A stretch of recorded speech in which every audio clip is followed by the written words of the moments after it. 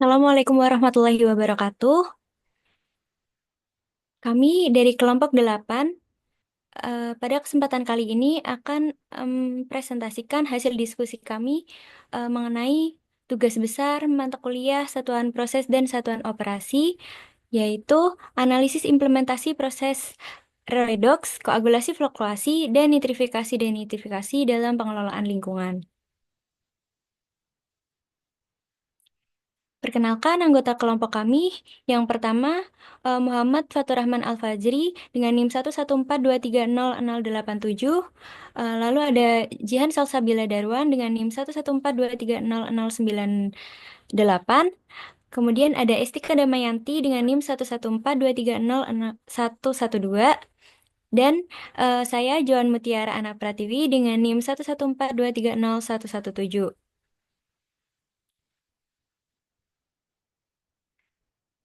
Nah, selanjutnya pencemaran lingkungan akibat aktivitas industri dan domestik semakin meningkat, seperti halnya limbah cair yang mengandung polutan seperti logam berat dan senyawa organik seringkali dibuang tanpa pengelolaan dan yang memadai. Eh, Hal ini dapat mengancam ekosistem dan kesehatan manusia. Untuk mengatasi hal tersebut, satuan proses digunakan dalam pengelolaan air dan limbah guna menjaga keseimbangan lingkungan. Dalam sistem ini, berbagai reaksi fisika, kimia, dan biologi dimanfaatkan untuk menghilangkan zat pencemar, di mana ada tiga proses utama yang berperan penting dalam reaksi redoks, koagulasi, flokkulasi, dan nitrifikasi denitrifikasi.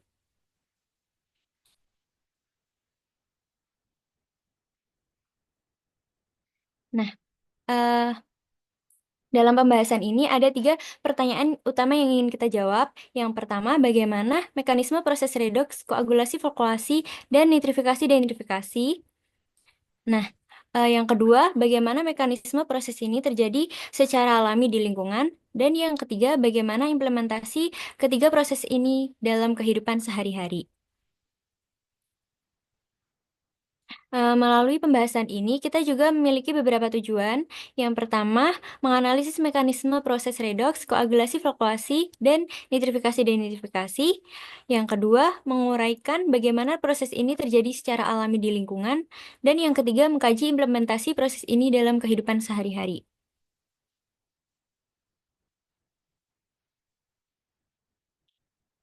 Nah, selanjutnya, metode penelitian yang digunakan dalam penyusunan makalah ini bersifat deskriptif kualitatif yang bertujuan untuk menganalisis dan memahami mekanisme serta implementasi proses redoks, koagulasi, flokkulasi, dan nitrifikasi denitrifikasi dalam sistem pengelolaan lingkungan. Penelitian ini dilakukan dengan mengumpulkan dan mengkaji literatur dari berbagai sumber ilmiah yang relevan, seperti buku, jurnal ilmiah, laporan penelitian, serta artikel dari media daring yang membahas penerapan satuan proses dalam industri dan lingkungan. Kajian pustaka ini bertujuan untuk memperoleh dasar teoritis yang kuat serta mengidentifikasi perkembangan terbaru dalam penerapan teknologi satuan proses. Dengan pendekatan kajian pustaka, analisis hasil review, dan eksplorasi media daring, makalah ini diharapkan dapat memberikan pemahaman yang lebih mengenai mekanisme dan implementasi redoks, koagulasi, flokkulasi, serta nitrifikasi dan nitrifikasi dalam pengelolaan lingkungan. Untuk pembahasan selanjutnya, yaitu mengenai proses redoks, akan disampaikan oleh Saudara Fajri. Baik, terima kasih Joan atas kesempatannya. Baik, di sini saya akan menjelaskan tentang reaksi redoks. Sebelum saya menjelaskan lebih dalam tentang reaksi redoks, saya akan menjelaskan bahwa reaksi redoks berperan dalam berbagai aspek pengolahan limbah seperti elektrokoagulasi yang efektif dalam menurunkan kesadaan air dan menghilangkan kontaminan organik.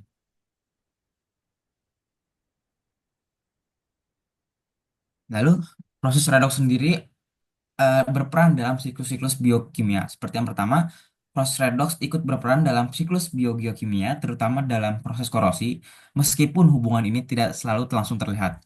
Korosi dapat dipengaruhi oleh berbagai faktor, termasuk keberadaan unsur-unsur kimia yang terlibat dalam siklus biogeokimia, khususnya yang melibatkan unsur sulfur, karbon, dan nitrogen. Unsur-unsur tersebut memiliki peran penting dalam proses korosi, terutama korosi mikrobiologis atau Microbial Induced Corrosion atau MIC. Siklus biogeokimia ini menyediakan unsur-unsur bakteri pereduksi sulfat. Aktivitas mikroorganisme ini menghasilkan senyawa korosif yang mempercepat kerusakan logam melalui mekanisme elektrokimia dan biologis. Bakteri-bakteri MIC tersebut, eh, saya membawakan dua bakteri tersebut, yaitu Desulfomicrobium baculatum dan Desulfomonas pigra. Dua bakteri ini memainkan peran signifikan dalam mempercepat korosi baja melalui beberapa mekanisme yang berhubungan dengan proses biogeokimia. Lalu untuk dua mikroorganisme tersebut menjadi senyawa hidrogen sulfida, mengubah ion sulfat SO42- menjadi senyawa hidrogen sulfida H2S. H2S adalah senyawa korosif yang dapat bereaksi dengan besi, membentuk senyawa seperti besi sulfida dan meningkatkan laju korosi pada baja. Senyawa hidrogen sulfida akan bersifat korosif apabila prosesnya terjadi berada pada lingkungan anaerob. Di sini saya akan menjabarkan reaksi-reaksi kimia bahwa SO42- akan Proses ini melibatkan enzim-enzim reduktif seperti APBase reduktase dan sulfate reduktase yang mengkatalisis reduksi bertahap sulfit menjadi sulfida. Lalu H2S yang telah dihasilkan bereaksi dengan besi Fe yang meningkatkan laju korosi.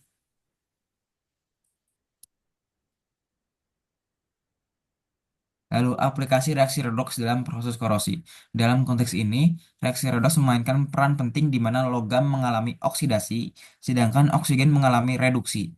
Proses korosi dimulai dengan oksidasi logam, di mana atom logam kehilangan elektron dan membentuk ion positif. Sebagai contoh, besi Fe teroksidasi menjadi ion besi Fe2+. Reaksi ini membuat logam mengalami kerusakan awalnya yang diakibatkan oleh proses anoda. Di sini kita akan menjelaskan bahwa Fe berubah menjadi Fe2 dengan kondisi yang cair, lalu tambahan 2 elektron di saat yang sama, O2 terreduksi menjadi O2 dalam bentuk gas ditambah 4H plus dalam bentuk cair menjadi 2H2O. Reaksi redoks juga memiliki peran penting dalam pencegahan korosi logam. Penambahan katodik merupakan salah satu cara pencegahan korosi dengan reaksi redoks. Dalam metode ini, logam yang lebih reaktif seperti zinc atau magnesium digunakan sebagai anoda korbannya. Anoda ini dikorosi terlebih dahulu melindungi logam yang dilapisi dari korosi. Reaksi redoks yang terjadi di mana anoda mengalami oksidasi dan logam yang dilindungi menjadi katoda.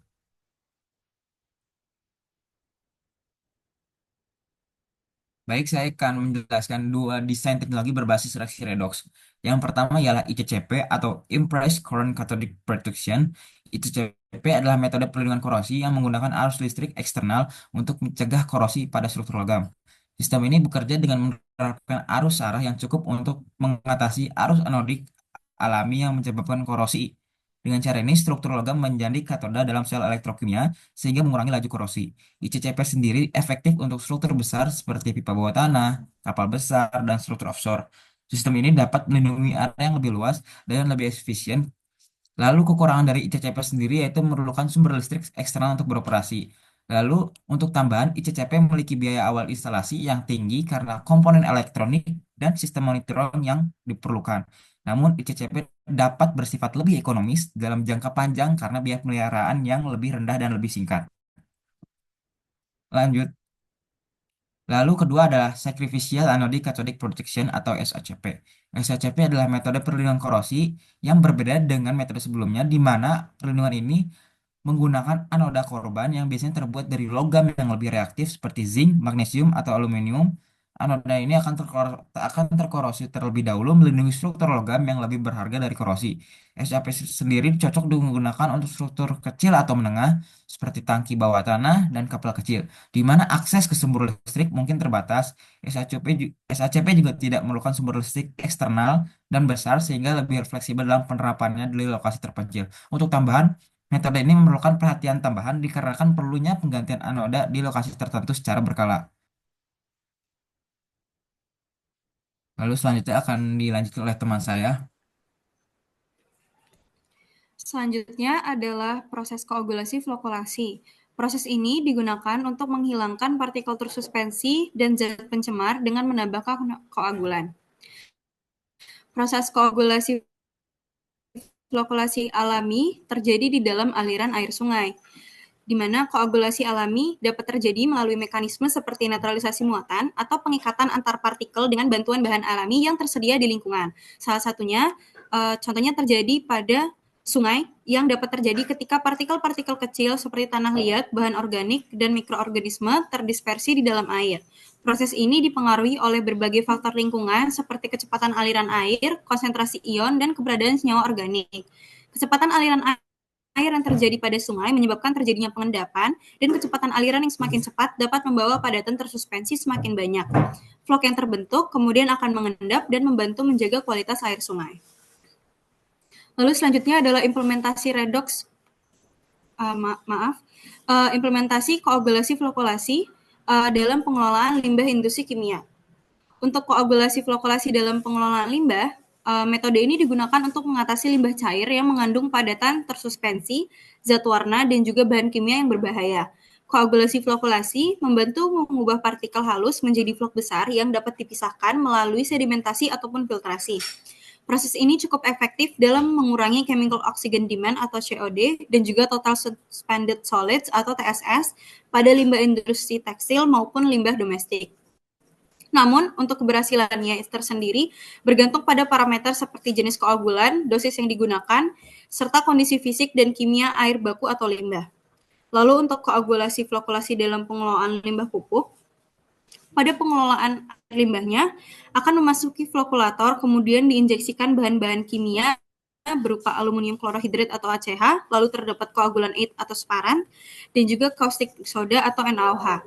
ACH sendiri berfungsi untuk menjernihkan air dengan membesarkan ukuran partikel koloid sehingga lebih mudah untuk membentuk vlog dan kemudian mengendap. Koagulan aid berfungsi untuk menyatukan vlog yang terbentuk menjadi gumpalan yang lebih besar sehingga mudah dipisahkan dalam pengendapan. Lalu selanjutnya merupakan reaksi yang terjadi. Dalam proses koagulasi flokulasi, mekanisme utama yang terjadi adalah destabilisasi muatan, koloid, dan pembentukan vlog. Koagulasi terjadi ketika koagulan bermuatan positif ditambahkan ke dalam air, dan di sini contohnya menggunakan aluminium klorohidrat atau ACH yang menyebabkan partikel koloid kehilangan muatan negatifnya sehingga saling menggumpal, dan berikut merupakan reaksi kimianya di mana terdapat Al2Cl6 ditambah dengan H2O menjadi 2AlOH3 ditambah 6HCl. Proses koagulasi flokulasi, di mana terdapat instalasi pengolahan air limbah atau IPAL. Salah satu contoh dari teknologi koagulasi flokulasi yang terdapat dalam pengelolaan limbah industri, salah satunya adalah sistem IPAL, di mana sistem ini merupakan unit pengolahan yang berfungsi untuk meningkatkan kualitas air limbah, khususnya dalam menurunkan parameter TSS. Instalasi pengolahan air limbah atau IPAL terdiri dari beberapa unit, di mana terdapat pengolahan berupa saringan, pencacah, kolam penangkap pasir, kolam penangkap lemak dan minyak, kolam penyetaraan kemudian melalui proses pengendapan dan pengapungan yang dilakukan pada tahap awal IPAL, lalu terdapat tahap kedua berupa saringan tetes, unit lumpur aktif, dan kolam stabilisasi dengan proses aerobik dan anaerobik, lalu dilanjutkan pada tahap ketiga yakni menggunakan koagulan. Dalam hal ini, IPAL berfungsi untuk menurunkan TSS saat kinerjanya aktif. Selanjutnya akan dilanjutkan oleh saudari saya. Selanjutnya adalah proses nitrifikasi dan nitrifikasi. Jadi proses ini merupakan proses biologis dengan mengelola nitrogen dalam air limbah dengan mengubah amonia menjadi nitrit melalui nitrifikasi dan mereduksi nitrat menjadi gas nitrogen melalui denitrifikasi.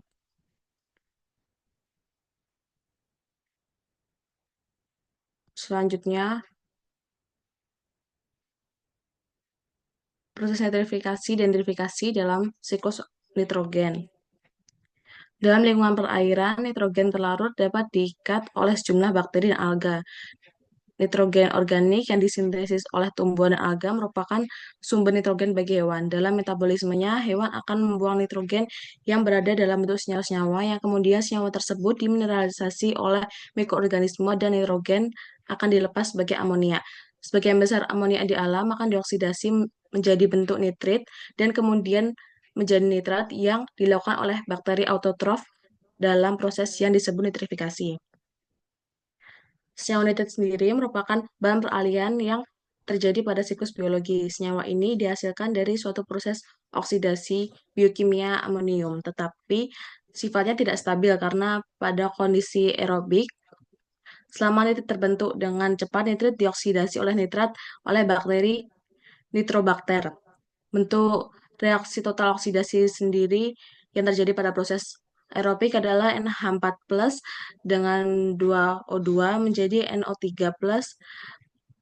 dan 2H+ dan air.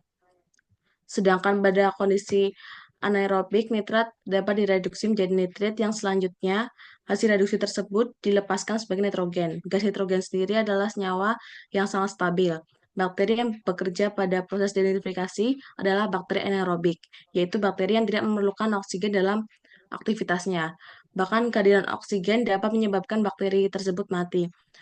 Untuk itu, proses denitrifikasi memerlukan bioreaktor tertutup yang tidak bersentuhan dengan udara luar. Selanjutnya, ada implementasi nitrifikasi dan denitrifikasi dalam pengelolaan lingkungan, yaitu pengelolaan limbah domestik. Nah, kenapa di sini limbah domestik? Karena limbah domestik sendiri memiliki kandungan organik, kandungan amonium, kandungan nitrogen yang sangat tinggi sehingga dapat menyebabkan pencemaran jika dibuang secara langsung ke badan air. Nitrogen sendiri berasal dari sisa-sisa makanan yang mengandung protein. Nitrogen merupakan nutrien yang bisa menyebabkan eutrofikasi jika dibuang ke lingkungan, sehingga diperlukan adanya pengelolaan agar dapat memenuhi kualitas baku mutu yang berlaku. Salah satu pengelolaan limbah domestik sendiri adalah dengan melalui proses pengelolaan biologis yang dilakukan dengan memanfaatkan mikroorganisme untuk mendegradasi polutan. Mekanisme dari pengolahan tersebut sendiri adalah proses nitrifikasi dapat berlangsung secara optimum dalam kondisi aerobik, yaitu pada kandungan oksigen terlarut lebih dari 2 mg per liter dan pada kondisi pH sekitar 7 hingga 8,3. Pada reaktor dengan waktu durasi pengolahan aerobik 31,5 jam merupakan hasil efisiensi amonium nitrogen yang paling tinggi. Hal ini menunjukkan proses nitrifikasi berjalan dengan baik dikarenakan ketersediaan oksigen terlarut yang mencukupi untuk bakteri Nitrosomonas dan Nitrobakter dalam mendegradasi senyawa nitrogen. Nilai DO yang cukup baik untuk proses nitrifikasi sendiri adalah 3,82 ppm. Kemudian hasil perubahan amonium yang telah menjadi nitrat akan dikonversi menjadi N2, gas yang dilepas ke atmosfer melalui proses denitrifikasi.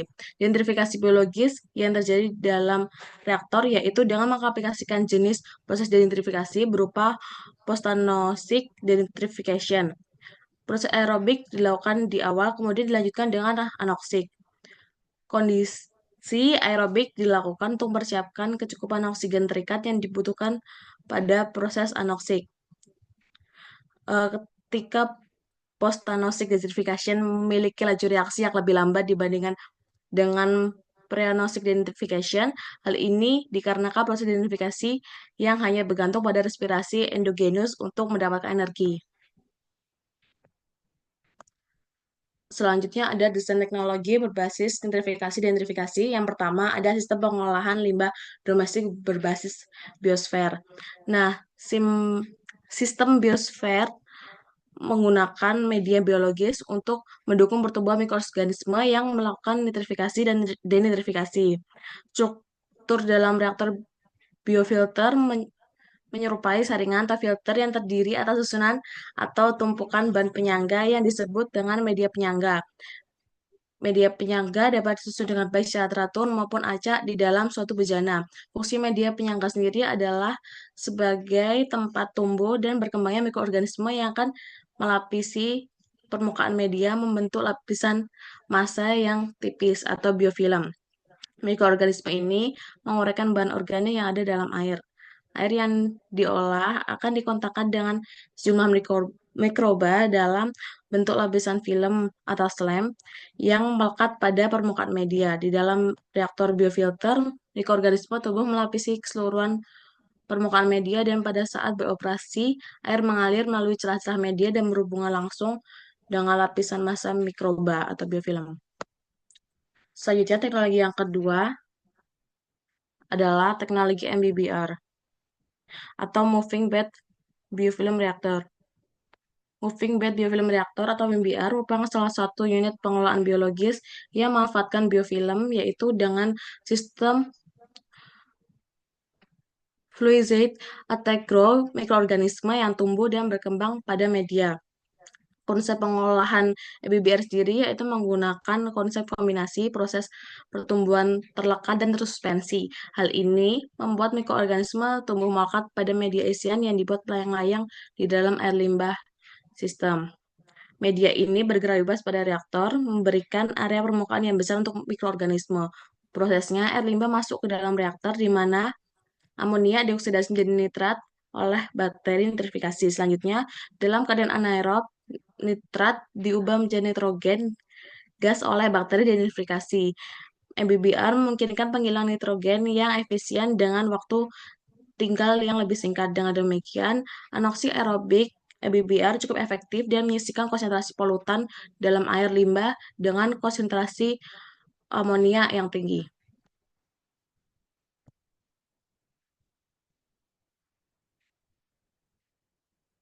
Selanjutnya, kesimpulan akan dijelaskan oleh saudara saya, Joan. Baik, berdasarkan pembahasan yang telah kita lakukan, ada beberapa poin penting yang bisa kita simpulkan. Yang pertama, pada mekanisme proses redox, itu sangat penting dalam proses alami dan pengelolaan lingkungan seperti elektrokoagulasi dan pengelolaan limbah. Koagulasi, fluktuasi berperan penting dalam pengendapan partikel tersuspensi, dan nitrifikasi dan nitrifikasi adalah proses biologis yang berperan dalam siklus nitrogen. Yang kedua, eh, secara alami, proses-proses ini seperti reaksi redox dapat terjadi dalam berbagai siklus biokimia seperti siklus sulfur dan yang berpengaruh terhadap korosi logam. Koagulasi fluktuasi juga terjadi di sungai dan muara secara alami saat partikel tersuspensi mengendap karena perubahan aliran air. Kemudian, nitrifikasi dan nitrifikasi merupakan bagian dari siklus nitrogen yang membantu mendaur ulang nitrogen bagi tanaman dan mengurangi pencemaran air. Yang ketiga, implementasi dalam pengelolaan lingkungan. Untuk redox bekerja melalui transfer elektron untuk mengubah polutan seperti dalam elektrokoagulasi dan pengelolaan limbah industri. Fluktuasi koagulasi membantu mengendapkan partikel tersuspensi dengan menambahkan bahan kimia koagulan yang banyak diterapkan dalam klarifier dan pengelolaan air minum. Sementara itu, nitrifikasi denitrifikasi mengubah amonia menjadi nitrat dan akhirnya menjadi gas nitrogen yang berperan dalam sistem pengelolaan limbah biologis untuk mengurangi kadar nitrogen. Nah, agar teknologi satuan proses ini lebih optimal dalam pengelolaan limbah, ada beberapa hal yang perlu diperhatikan. Yang pertama, industri perlu lebih serius dalam mengoptimalkan teknologi satuan proses untuk meningkatkan efisiensi pengelolaan limbah dan mengurangi dampak lingkungan. Yang kedua, penelitian lebih lanjut diperlukan untuk menemukan koagulan yang alami yang lebih murah dan ramah lingkungan dalam proses koagulasi fluktuasi. Yang ketiga, efisiensi biofilter dan nitrifikasi denitrifikasi perlu ditingkatkan melalui inovasi desain dan material yang lebih efektif. Yang keempat, kebijakan yang lebih mendukung serta sosialisasi kepada industri diperlukan agar teknologi pengolahan limbah berbasis satuan proses lebih banyak diterapkan. Baik, sekian presentasi dari kami. Semoga apa yang telah kita bahas hari ini dapat memberikan wawasan dan inspirasi untuk bersama-sama menjaga kelestarian lingkungan. Terima kasih atas perhatian dan partisipasinya. Apabila ada salah kata, kami mohon maaf. Wassalamualaikum warahmatullahi wabarakatuh.